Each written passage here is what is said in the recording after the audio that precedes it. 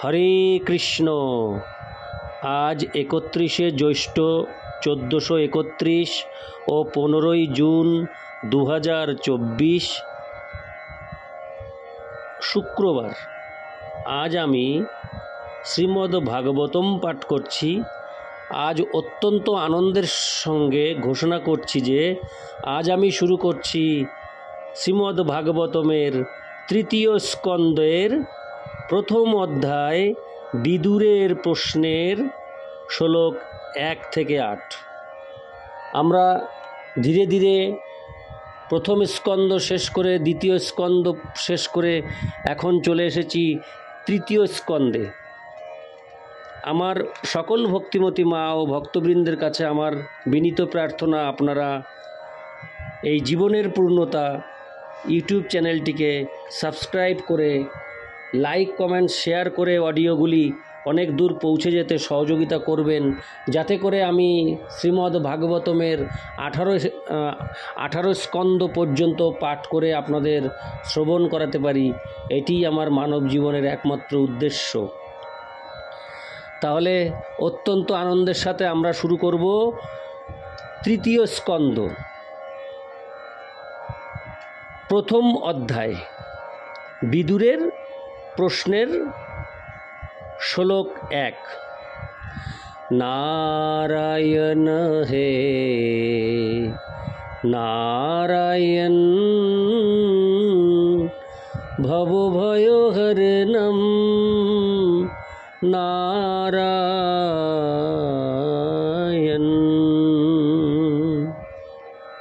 শ্রী শুক উবাচ এবমেতৎপুরা পৃষ্ট মৈত্রেয় ভগবান কিল ক্ষত্রাবনং প্রবিষ্টেন তক্তা স্বগৃহ মৃদ্ধিমত।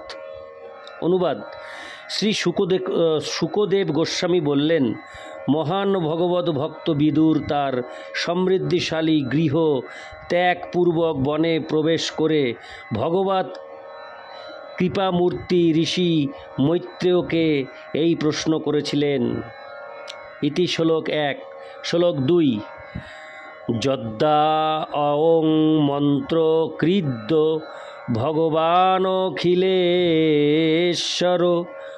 প্রৌর বেন্দ্রগৃহং হিত্তা প্রবিবেশাত্মসাৎ কৃতম। অনুবাদ: পাণ্ডবদের গৃহের কথা আর কি বলার আছে। পরমেশ্বর ভগবান শ্রীকৃষ্ণ তাদের মন্ত্রীর কার্য করেছিলেন। তিনি তাদের গৃহকে নিজের মতো বলে মনে করে সেখানে প্রবেশ করতেন এবং তিনি দুর্যোধনের প্রাসাদ সম্পূর্ণরূপে অবহেলা করেছিলেন। তাৎপর্য: গৌড়ীয় অচিন্ত ভেদাভেদ তথ্য দর্শন অনুসারে যা কিছু পরমেশ্বর ভগবান শ্রীকৃষ্ণের ইন্দ্রিয়ের সন্তুষ্টি বিধান করে তাও কৃষ্ণ। যেমন শ্রী বৃন্দাবন ধাম শ্রীকৃষ্ণ থেকে অভিন্ন, তদ্ধাম বৃন্দাবনম। কেননা বৃন্দাবনে শ্রীকৃষ্ণ তার অন্তরঙ্গা শক্তির অপ্রাকৃত আনন্দ আস্বাদন করেন, তেমনি পাণ্ডবদের গৃহ ভগবানের অপ্রাকৃত আনন্দের উৎস ছিল। এখানে উল্লেখ করা হয়েছে যে ভগবান তাদের গৃহকে তার নিজের মতো বলে মনে করতেন। এইভাবে পাণ্ডবদের গৃহ বৃন্দাবনেরই মতো এবং বিদুরের সেই অপ্রাকৃত আনন্দময় স্থান পরিত্যাগ করা উচিত ছিল না। তাই পারিবারিক বিবাদই তার গৃহত্যাগের প্রকৃত কারণ ছিল না। পক্ষান্তরে বিদুর মৈত্রেয় ঋষির সঙ্গে সাক্ষাৎ করে দিব্য জ্ঞান আলোচনা করার সুযোগ গ্রহণ করেছিলেন। বিদুরের মতো একজন মহাত্মার কাছে কোনো রকম বৈষয়িক অশান্তি ছিল অত্যন্ত নগণ্য। এই প্রকার অশান্তি কিন্তু কখনো কখনো পারমার্থিক উপলব্ধির পক্ষে অনুকূল হয় এবং তাই বিদুর মৈত্রেয় ঋষির সঙ্গে সাক্ষাৎ করার জন্য পারিবারিক অশান্তির সুযোগ নিয়েছিলেন। ইতি শ্লোক 2। শ্লোক 3। রাজোবাচ কুত্র ক্ষত্তুর্ভগবতা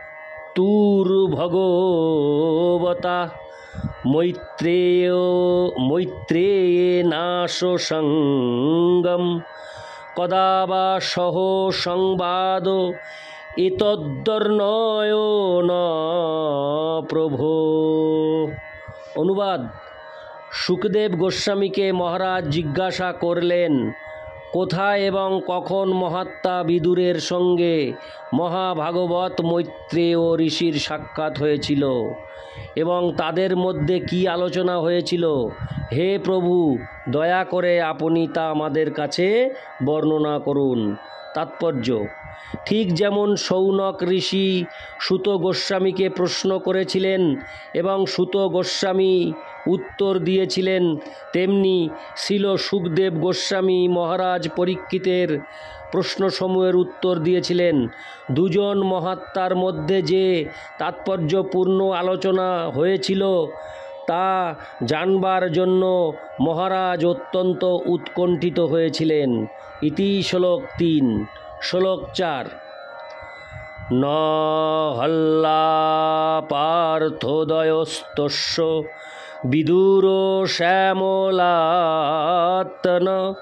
তস্মিন বরিয়সি প্রশ্ন সাধুবাদোপবৃংহিত।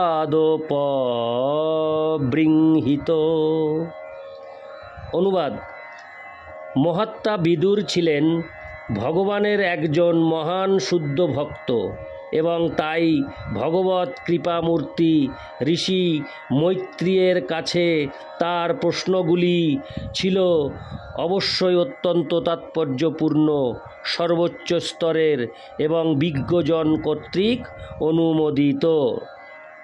তাৎপর্য: বিভিন্ন শ্রেণীর মানুষদের মধ্যে প্রশ্ন ও উত্তরের মূল্য বিভিন্ন প্রকার। ব্যবসাদারদের মধ্যে ব্যবসা সংক্রান্ত যে আলোচনা তা স্বভাবতই উচ্চতর পারমার্থিক উদ্দেশ্য সমন্বিত হবে বলে আশা করা যায় না। বিভিন্ন শ্রেণীর মানুষদের মধ্যে প্রশ্ন ও উত্তরের মান অনুমান করা যায় সেই ব্যক্তিদের যোগ্যতা অনুসারে।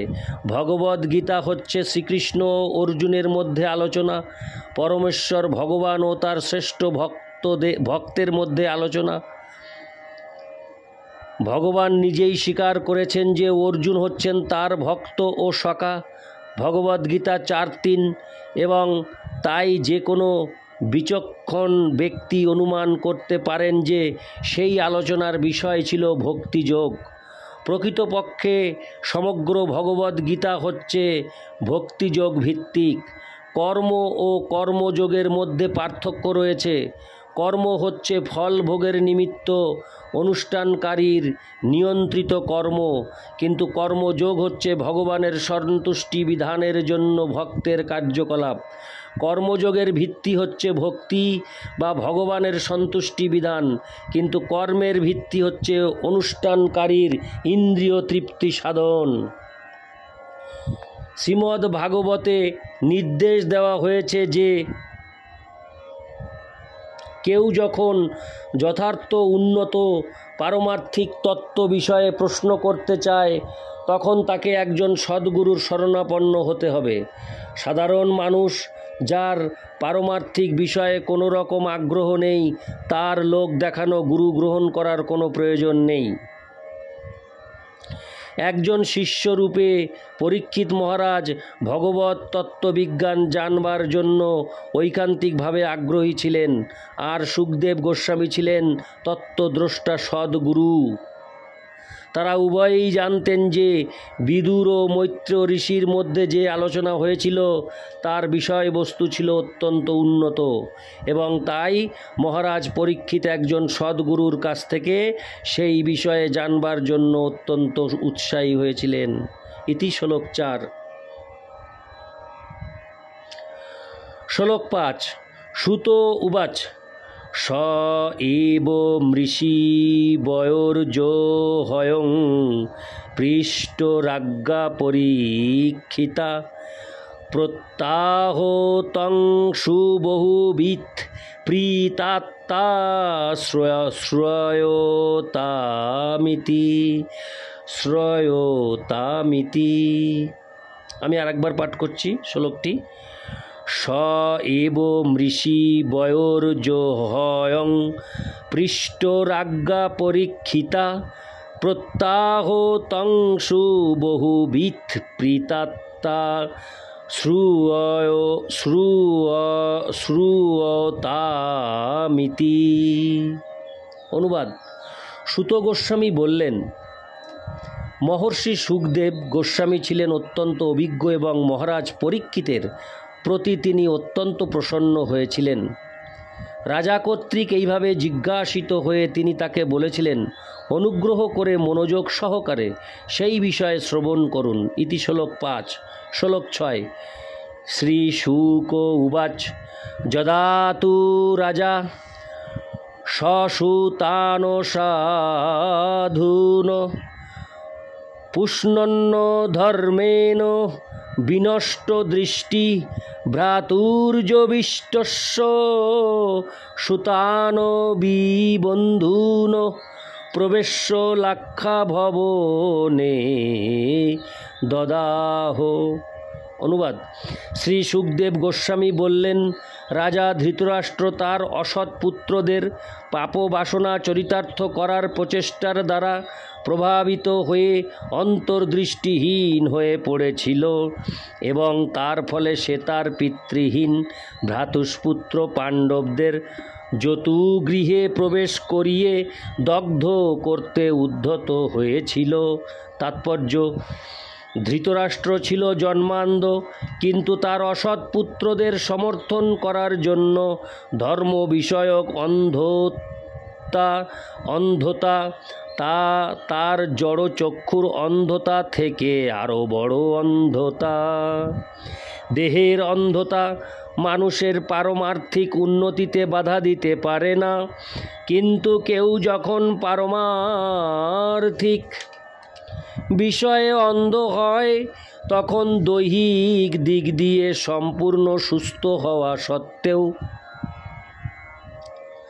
সেই অন্ধতা মানব জীবনের প্রকৃত প্রগতি সাধনের পথে ভয়ঙ্কর প্রতিবন্ধক হয়ে দাঁড়ায়। ইতি শ্লোক 6। শ্লোক 7। যদা সবায়াং কুরু দেব দেব্যা কেশাভিমর্ষং সুত কর্ম গর্হম ন বারো আমাস নৃপো স্নৌষায়া শাস্ত্রৈর্হরন্তা কুচ কুঙ্কুমানি। অনুবাদ: দেবতুল্য রাজা যুধিষ্ঠিরের মহিষীর কেশাকর্ষণ করার নিন্দনীয় কার্য থেকে ধৃতরাষ্ট্র তার পুত্র দুঃশাসনকে নিবারণ করেনি। যদিও দ্রৌপদীর নেত্রজল তার বক্ষস্থলের কুমকুম বিধৌত করেছিল। ইতি শ্লোক 7। শ্লোক 8।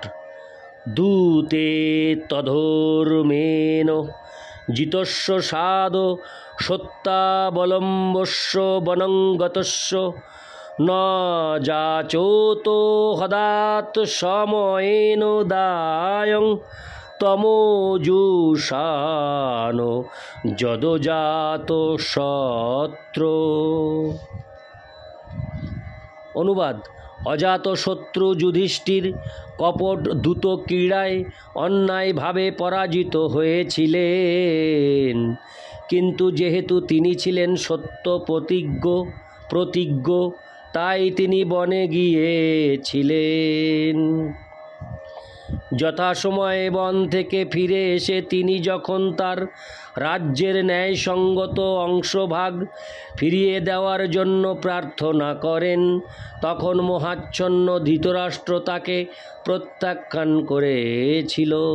তাৎপর্য: মহারাজ যুধিষ্ঠির ছিলেন তার পিতার রাজ্যের ন্যায্য উত্তরাধিকারী, কিন্তু মহারাজ যুধিষ্ঠিরের পিতৃব্য ধৃতরাষ্ট্র দুর্যোধনাদি তার স্বীয় পুত্রদের পক্ষপাতিত্ব করে পক্ষপাতিত্ব করে তার ভ্রাতুষ্পুত্রদের ন্যায্য রাজ্য অধিকার থেকে বঞ্চিত করার জন্য নানা রকম অসৎ উপায় অবলম্বন করেছিল।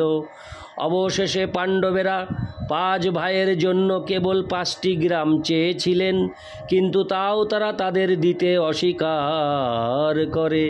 তার ফলে কুরুক্ষেত্রের যুদ্ধ হয়।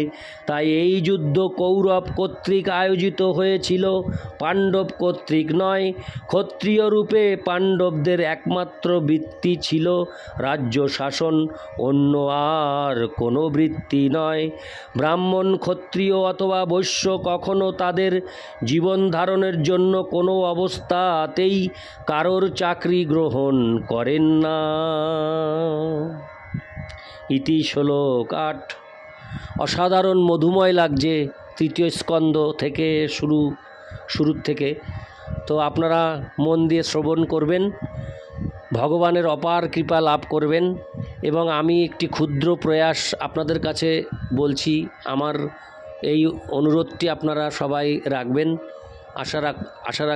আশা করব আপনারা আমার এই জীবনের পূর্ণতা ইউটিউব চ্যানেলটিকে অনেক দূর পৌঁছে দিন সাবস্ক্রাইব, লাইক, কমেন্ট, শেয়ারের মাধ্যমে। মানব জীবনে এটিই তো পরম সম্পদ, এটিই তো পরম ঐশ্বর্য, এটিই তো পরম যশ। এই ভাগবত শ্রবণ ও পাঠ করা যশের কারণ। এই ভাগবত শ্রবণ করা, পাঠ করা, এগুলি এই ভাগবতের পেছনে আমরা যতটা সময় দেব, এই সময় আমাদের চিত্রগুপ্তের কাছে নোট হয়ে যাবে যে আমরা কেউ পাঠ করেছি, কেউ শ্রবণ করেছি, সব নোট হয়ে যাবে। স্বীকৃতি, ভাগবত শ্রবণ করছি, ভাগবত পাঠ করছি, এটি স্বীকৃতির আন্ডারে চলে যাবে। অর্থাৎ আমার জন্মান্তর আমি এই সম্পদ আমার পাশে থাকবে, কখনো আমার থেকে দূরে যাবে না। তাই আমি করজোড়ে সবার কাছে অনুরোধ করব, আপনারা এই অডিওগুলি প্রথম থেকে শেষ পর্যন্ত পুরোটা শুনবেন। পুরোটা শুনলে অত্যন্ত আনন্দ পাওয়া যায়, যে আনন্দ আর পৃথিবীতে কোথাও নেই। হরে কৃষ্ণ হরে কৃষ্ণ কৃষ্ণ কৃষ্ণ হরে হরে, হরে রাম হরে রাম রাম রাম হরে হরে। জয় রাধে।